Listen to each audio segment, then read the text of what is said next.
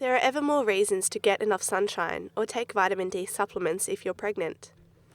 Two separate teams of scientists in Detroit and Amsterdam studied groups of pregnant women.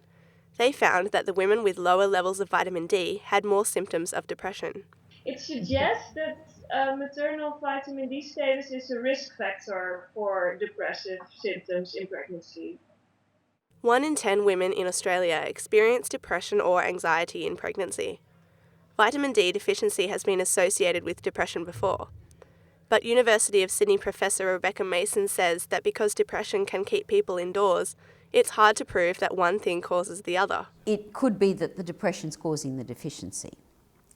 And I would have basically bet cold hard cash on that for a while, until a couple of years ago, an article was published in a very good journal where they actually did what is considered the gold standard of proof, a randomised controlled trial.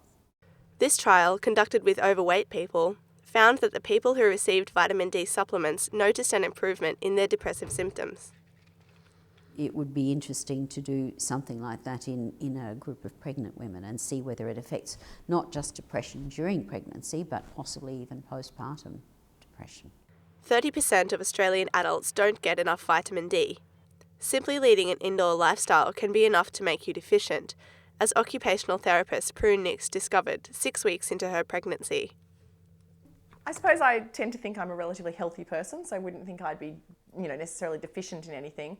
But I do know, for the last 10 years, I've worked inside for 6 days a week. As I've frequently said to GP audiences, if you've got someone in front of you and they want a vitamin D test, or you want to give them a vitamin D test, if you can't find a reason in the long list of risk factors, then you're not using your imagination enough.